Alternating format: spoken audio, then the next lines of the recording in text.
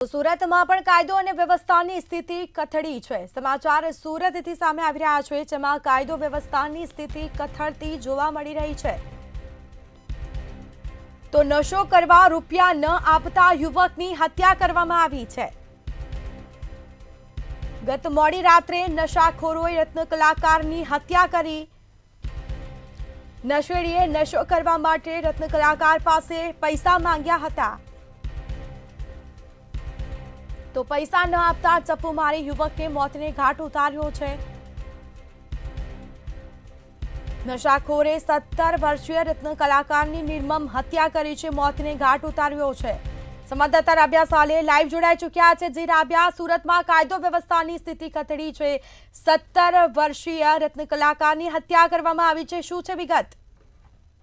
નશો એટલો હદે હદ વટાવી ગયો છે ને કે એક નશેડી પોતાના નશાની અંદર કઈ હદ સુધી જઈ રહ્યો છે એને ભાન નથી રહેતું, અને ત્યારે એ નશાની હાલતમાં પોતાનો નશો, પોતાની લત પૂરી પાડવા એ બીજા પાસે પૈસા માંગે છે, અને ત્યાં પૈસા નહીં મળતા તેની ક્રૂરતાપૂર્વક હત્યા કરી નાખવામાં આવે છે। જે કિસ્સો સુરત ખાતેનો સામે આવી રહ્યો છે। સુરતના જે કાપોદ્રા વિસ્તાર છે, કાપોદ્રા વિસ્તાર ખાતે એક નશેડી, એક રત્ન કલાકાર જે માત્ર 17 વર્ષનો હતો, એની પાસે નશો કરવા માટે પૈસા માંગ્યા હતા। એ નાનો વયનો હતો, તેનાથી પૈસા અપાયા નહીં, જે માટે તેની હત્યાર વડે જે છે કહી શકીએ ચપ્પુના ઘા મારીને તેની હત્યા કરી નાખવામાં આવી। ક્રૂરતાપૂર્વક તેની જે હત્યા થઈ ગઈ, હત્યા બાદ પોલીસ જે છે તપાસમાં લાગી ગઈ હતી, પરંતુ આ 17 વર્ષના રત્ન કલાકારની હત્યા બાદ તેનો પરિવાર જે છે નિરાધાર થઈ ગયો એવું કહી શકાય છે। કારણ કે રત્ન કલાકાર માટે આખો તેનો સમાજ કહો, લોકો કહો, સ્થાનિકો કહો, તમામ દોડી આવ્યા છે અને ન્યાયની માંગ કરી રહ્યા છે। નશેડીએ તો પોતાના નશાની હાલતમાં એ રત્ન કલાકારની હત્યા કરી નાખી, પરંતુ જે પરિવાર છે એ પરિવાર હવે જે છે નિરાધાર થઈ ગયો છે, અને જેના માટે તેઓ ન્યાયની માંગ કરી રહ્યા છે। જે નશાખોરી કરતા જે લોકો છે તે લોકોની ઉપર ચોક્કસથી કાર્યવાહી કરવા માટે પણ માંગ કરવામાં આવી રહી છે, અને જે નશેડીએ આ રત્ન કલાકારની હત્યા કરી હતી તેના માટે તેને ફાંસીની સજાની માંગ કરવામાં છે।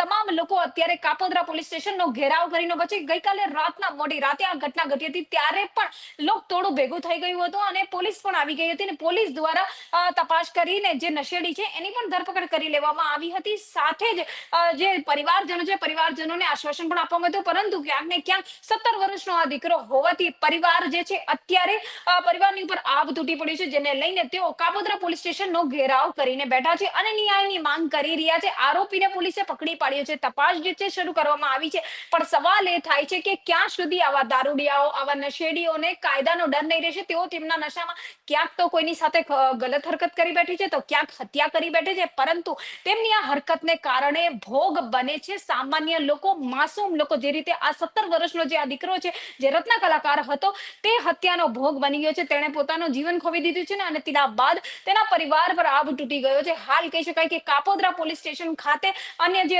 પોલીસ જવાનો છે એમને પણ બોલાવવાની ફરજ પડી ગઈ છે, અને આખું જે લોકટોળું છે, જે લોકો એકત્ર થઈ ગયા છે, મોટી સંખ્યામાં ત્યાં લોકો ભેગા થઈ ગયા છે, એ તમામમાં અત્યારે બારોબાર રોષ ભભૂકી ઉઠ્યો છે કે આવા જે નશેડીઓ છે, નશેડીઓની ઉપર કાયદાનો જે છે સિકંજો એ કરવો જોઈએ, અને ખાસ કરીને જે નશો કરી રહ્યા છે, ક્યાંથી તે નશો કરે છે, શું કરે છે, તેમની ઉપર કડકાઈ વાપરવી જોઈએ, જેનાથી અન્ય કોઈ પરિવારનો દીકરો જે છે આ રીતે હત્યાનો ભોગ ના બની શકે। હાલ આખો પરિવાર આ જે નશેડી છે, જે આરોપી છે, તેની મોતની સજાની માંગ કરી રહ્યા છે, તેને ફાંસી થાય એવી પણ માંગ કરી રહ્યા છે, અને તમામ લોકો અત્યારે કાપોદ્રા પોલીસ સ્ટેશન ખાતે ભેગા થયા છે, અને લોકોમાં બારોબાર આક્રોશ જોવા મળી રહ્યો છે કે સરે જાહેર આ રીતે હત્યા કરી નાખવામાં આવે છે। કાયદાની જે વ્યવસ્થા છે એ કથળી ગઈ છે, દિન દહાડે જે છે જ્યાં જોઈએ ત્યાં હત્યા થઈ રહી છે, પણ આ હત્યા જ્યાં થઈ રહી છે ત્યાં પોલીસ જે હદ વિસ્તાર હોય છે, ક્યાંક ને ક્યાંક આ બનાવો ત્યાં બની રહ્યા છે, તો પોલીસે હજી પણ થોડીક કડકાઈ વાપરવાની જરૂર હોય એવું આ ઘટના પરથી જણાઈ રહ્યું છે।